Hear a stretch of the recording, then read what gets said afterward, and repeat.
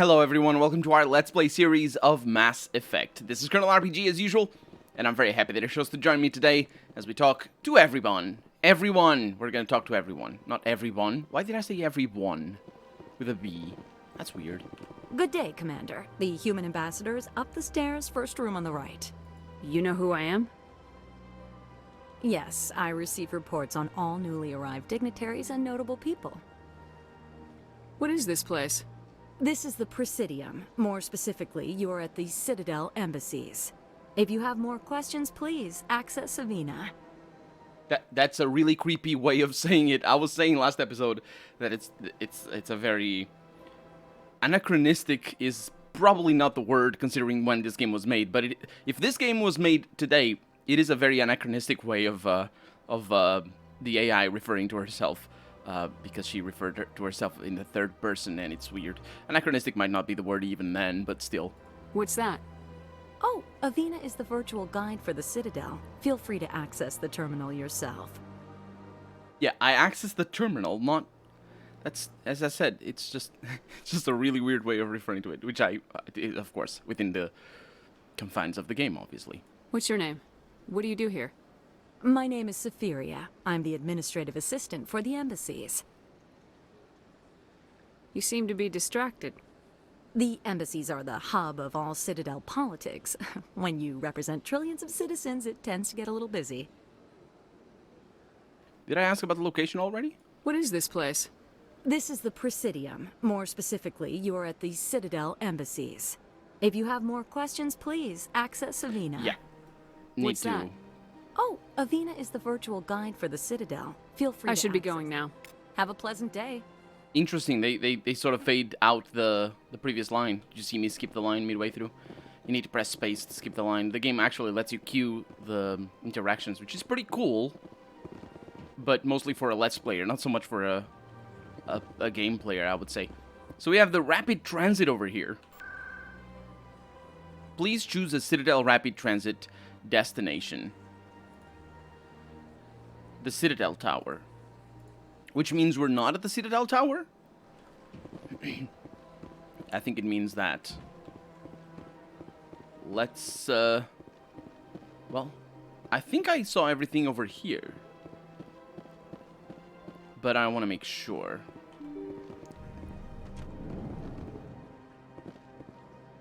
Yeah, I came from over there. This doesn't lead anywhere. It's not necessarily... I mean, these doors... That door over there that doesn't open actually confuses me a little bit. Because it just allows for the level to seem bigger than it is. And the level seeming bigger than it is leads me to think that I haven't explored everything. Which is the case. I haven't explored everything. But just because other things don't exist. Hello. Diplomatic Archives. I can't believe I landed a job here. This place is fantastic. It's pretty cool, but it's not very cozy, in the sense that, you know, for what humans probably would consider cozy. And, you know, it's very sparse in decoration and stuff like that, but it is cool. We got another codex entry, and another codex entry. I will read those, especially if they're secondary, and we'll get a primary in a little bit.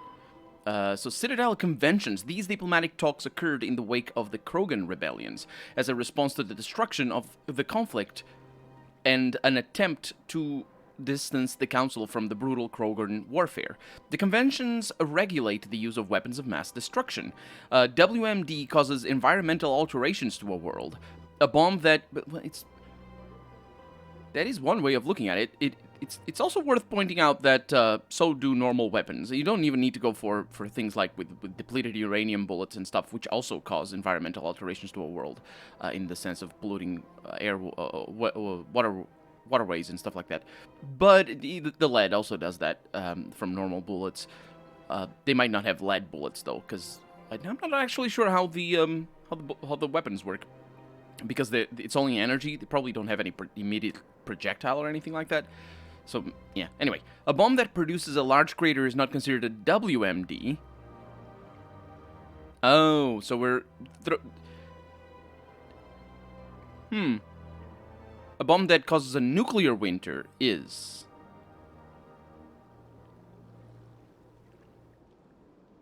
I this is really weird. The word, the usage of the... This might be influenced by 9/11 in the... Or actually, the war in Iraq, more than the 9/11 itself. WMD, the usage... this can mean many things, basically.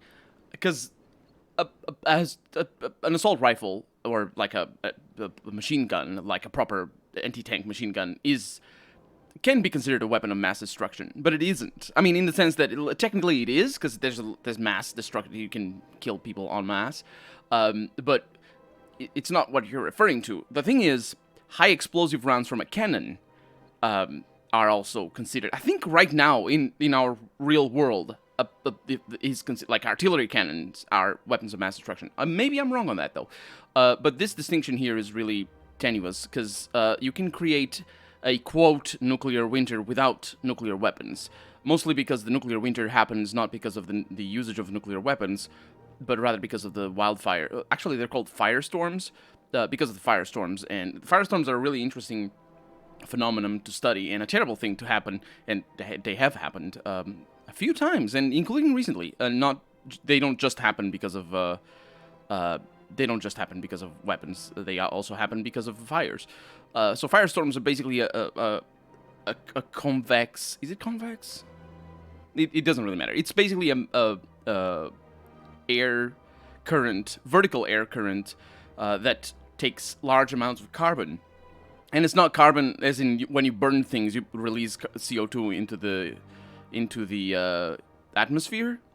No, that's not the carbon that we're talking about. We're talking about actual ash that is taken to the stratosphere, where it's never going to be brought down because of the way that ash would be brought down would be because of rain. And in the stratosphere, there's no rain because rain happens lower.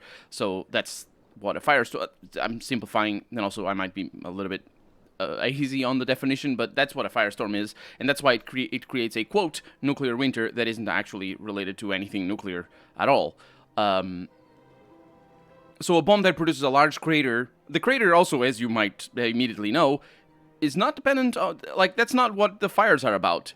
It's really it doesn't really matter if you have a bomb at all in the first place, but if a large crater is also related to fires, which it probably is because of other reasons, then yeah, you're gonna create a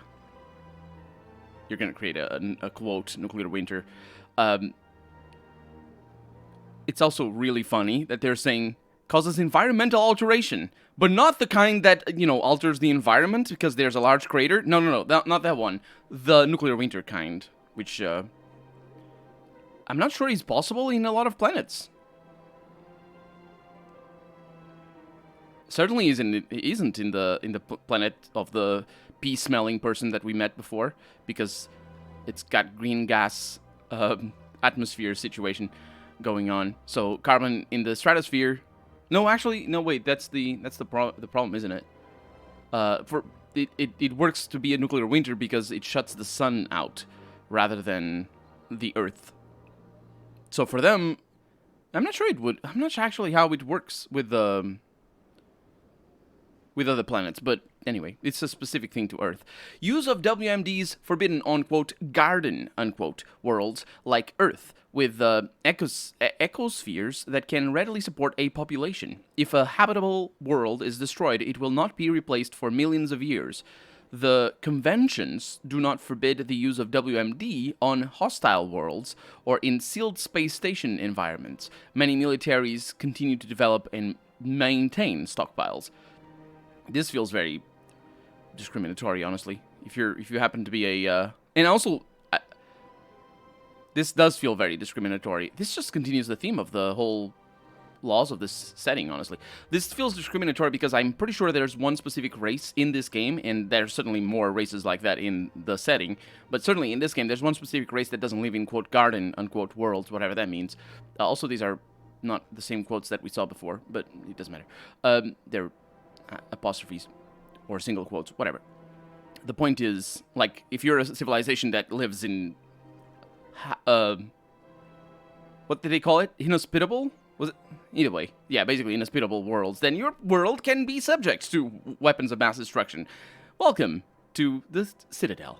The conventions graded weapons of mass destruction into tiers of concern. Tier 1 is the greatest threat to galactic peace. Tier, which clearly is not the point of this whole thing, because if it was, then they would protect the people who live in quote, uninhabitable worlds, or whatever they call it, right? Peace is not the point. It's maintaining the power of the greater species, or whatever they called it before. Tier 1, large kinetic impactors, such as as asteroid drops, or actually it's meteors, because that's what they are, or deorbiting space stations, which themselves would be meteors, because that's what a meteor is just basically any astral body, and in this case, space stations are also astral bodies that impact the Earth. That's what a meteor is. An asteroid is a I think an asteroid needs to have it needs to be, for it to be an asteroid, although maybe not at the time this game was made. At the time this game was made, Pluto was still considered a planet. I think an asteroid has to have an unstable orbit. And if it is a stable orbit, it's not considered an asteroid. It's another thing. There's another word for it, and I don't know it. Anyway, the astrophysicists in the comments might be able to correct me there. Effectively free and available in any system, the Tier 1, in form of debris left over from planetary accretion, kinetic impactors are the weapon of choice for terrorists and, quote, third galaxy nations. This is really worrying. This is really worrying. The usage of the word third country? No, that's not. Third world nations. The usage of the word third world nations in modern day Earth is mostly a fossil of Cold War nomenclature. It was already pretty worrying at the time of Cold War usage, but at least then it served to sort of depict a vague organization of alliances between different countries. And you have First World, which are the US-aligned nations and the US. You have the Second World, which are the Russian-allied nations, including Russia, actually USSR. And then the Third World nations, I'm oversimplifying, but still, the Third World nations, which were everybody else that wasn't aligned with the USSR. And it's more or less how it works. In modern day, it sort of means basically you shouldn't use it like that, because it's really worrisome to use it like this. But it is sometimes used to denote countries with underdeveloped economies, which in itself is already saying an economy is underdeveloped is already a worrying term to use, because usually it isn't that it's underdeveloped. It's pretty developed. It is just the economy profits are being funneled into other places. It's not like, there's a lot of, quote, third world countries that have tremendous riches. Just, they're like for example, workforce is a tremendous rich. It just, the profits are not going for the people there. But so that's why it's worrisome to use even underdeveloped economies is a worrisome term. But in this case, third galaxy is just super bad. I get it when it comes from a writing perspective. I understand why it would be over here. But it's written uncritically, and that's not good. You really need to think through the implications of using terms like this when you're writing any fiction whatsoever, because of the implications of using terms like this. But in this setting, it's really bad because it's a freaking galaxy. It's not even. Do you know how big a galaxy is? It's not. It's not multiple galaxies. Third galaxy nations are within the galaxy. A galaxy is so big that it's super big. Like, you can have all the things in a single galaxy. You can have all the things in much less than a single galaxy. It's incomprehensible to us as humans to think of the size of a galaxy. Not so much from a astrophysics perspective, because that's easy. Just look at the numbers and you say, oh, there's a few billion years wide. Sure, that's why it's good enough. But is it billion years wide? I actually don't know how big a galaxy is. But either way, the distinction between a few million years wide, I say years, but I mean light years, obviously. But yeah, basically, the distinction between a few million light years wide or a few billion light years wide is so insignificant, even though it's on a scale of 1,000 difference, but 1,000 times difference. But it's insignificant to us anyway, so you just can imagine how just bad, because it's like, yeah, anyway, skipping. I ramble about all things, but this is fun to engage with for me. Hopefully it is for you as well. Uncontrolled, Tier 2 is uncontrolled self-replicating weapons, such as nanotechnology, which is, I assume nanotechnology weapons, because that's pretty important to denote. It's just all nanotechnology is a self-replicating weapon. Viral or bacteriological organisms, von Neumann devices, and these are all weapons of mass destruction? Anyway, we need to... There's a lot of caveats implied over here, so we shouldn't really nitpick all that much in regards to, the nanotechnology being all banned. It's not what it means. Hiccup. I'm very sorry. I got a hiccup. Von Neumann devices and the destructive computer viruses. These weapons can lie dormant for millennia, including the destructive computer virus and bacteriological organisms. Actually, these, I think, can. Waiting for a careless visitor to carry them on to another world. Which is actually a pretty important aspect it's a pretty important reason in not developing weapons like this. And in general, in a pretty important thing in not developing things that cannot be taken care of by our planet in a reasonable fashion. Even 1,000 years is a long, long time. Can you imagine putting down, like, something that can wipe the whole planet, and wipe the whole planet out?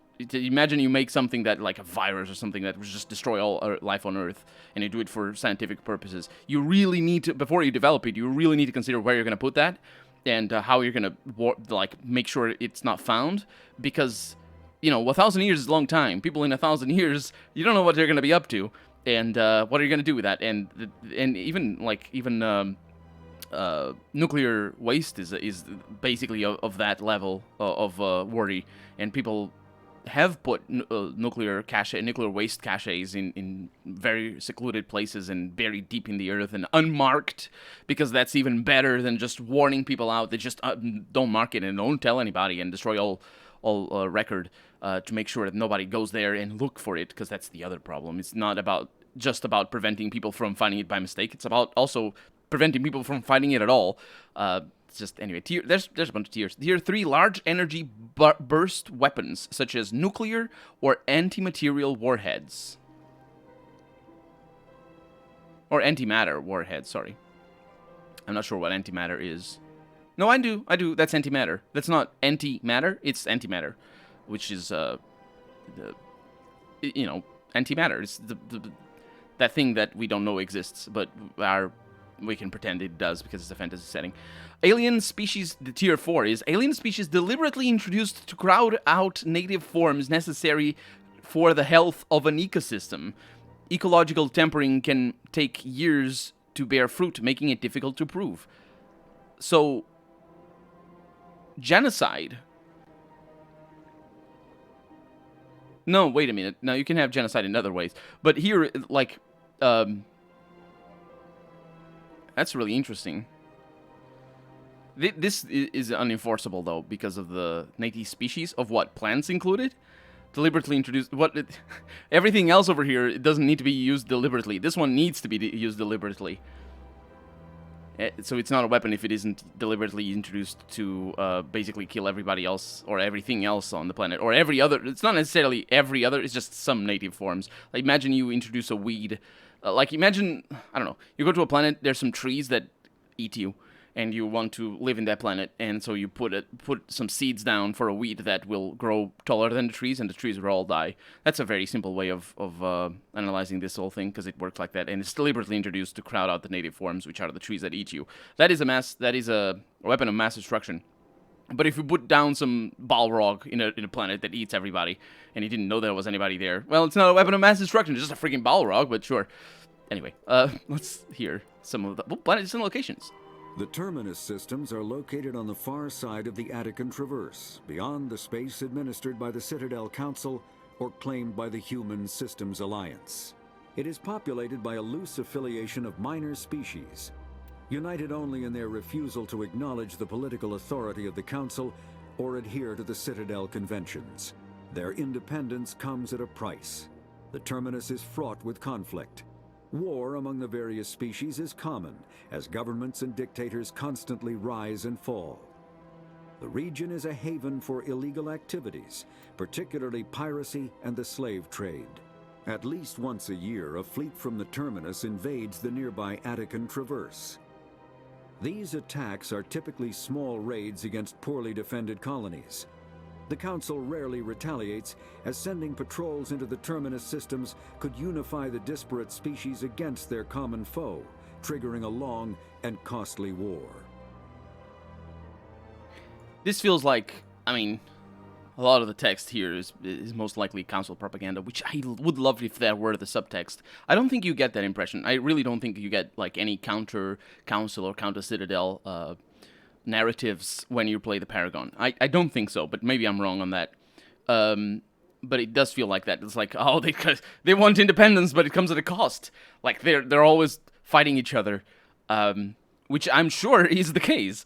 And it doesn't even need to have any parallels to real Earth history of usually when you want independence. Basically, the people who don't want you to be independent fund rebels and wars against you and stuff like that, so they can just say, you see how bad they, oh, look at that, look at all the wars, they don't want to be dependent on us, so they get wars that we pay for in the background and stuff like that. It doesn't even need to happen there, or here it doesn't even need to happen, which it likely doesn't, mostly because they're disparate. The Terminus systems are just a bunch of different people, I suppose, on different planets, which is good. It's pretty important, because like one of my it's not really a criticism, because I've never watched Star Wars. I did play Knights of the Old Republic 1 and 2, and that's about it. And I also played another one, but I didn't finish it. Anyway, the point is, one of my, I think, most interesting observations regarding Star Wars, and hopefully not this setting, I don't remember about this setting, but I don't think this setting, is that planets have planet-wide governments. Now, you don't need to think too hard on what that might mean, especially in the context of Star Wars. Because if you're thinking about another series or another TV thing that I never watched, Star Trek, where it's more of a supposed to be idealistic vision of the world, if Star Trek had planet-wide governments, which I think it might, although I don't know, then you sort of like could imply that it's just, it's planet-wide governments and, planets deal with each other in as units. Because it's, no wars. It's fine. That's what it means to, it's good. If everybody was under the same government, that is the good, right? I mean, that's a very politically charged thing to defend, but it sort of is what Star Wars defends it one way or another. If it considers it a good thing or a bad thing, it doesn't matter. Because that's what happens in Star Wars. It's just, they have the whole planet. But you just need to think about it a little bit and think about our Earth and how it would be if Earth was under one government. And then you need to decide of whether it could be a good thing or if it is necessarily a bad thing or if it is necessarily a good thing for that to happen or probably not necessarily. I find it very hard to even find an argument to defend that it is necessarily a good thing for Earth to be under one government. But I'm sure people can come up with that sort of arguments. Whatever, it doesn't really matter. The thing is, it's implied, as far as I can tell, in Star Wars that governments are planet-wide, which is super worrisome, because it just feels like either they killed everybody, and by killed I mean just not necessarily executing every one person at a time, but just sort of like wiping out any dissent within the whole planet, one planet at a time and one government at a time, or they're so indoctrinated, which just is tantamount to also wiping out any dissent. But here in this case, they could be even different countries within the same planet, so declaring war against them all is like even, that interesting. We're gonna know people from the Terminus systems. Biotics is the ability of rare individuals to manipulate. A virtual intelligence is an advanced form of user interface software. VIs use a variety of methods to simulate natural conversation, including an audio interface and an avatar personality to interact with. Although a VI can provide a convincing emulation of sentience, they are not self-aware, nor can they learn or take independent action. VIs are used as operating systems on commercial and home computers. Minimal VI agents are also available. Agents are compact and specialized. Some serve as personal secretaries, filtering calls and scheduling meetings based on user-defined priorities. Others are advanced search engines, propagating themselves across the extranet to collate user-requested data. Commercial VIs in a variety of stock personalities are available at any software retailer. Boutique firms and hobbyists also build unique VIs to personal specification. Although software emulation of living personalities is illegal, reconstructions of famous historical figures are common.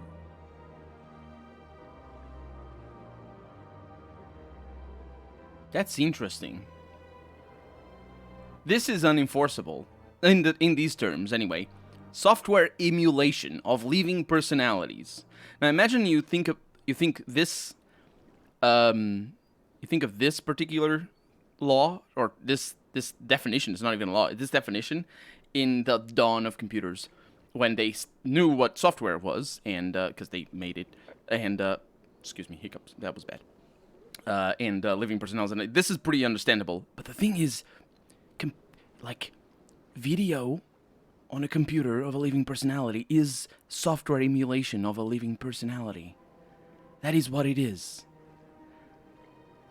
That is literally what it is. I'm sure it only applies to VIs, which means VIs cannot play video of living people. And also, wait a minute, historical figures here, why is it although? It's because software emulation of living personalities is legal, reconstructions of famous historical figures is common, or are common. The reconstructions are common.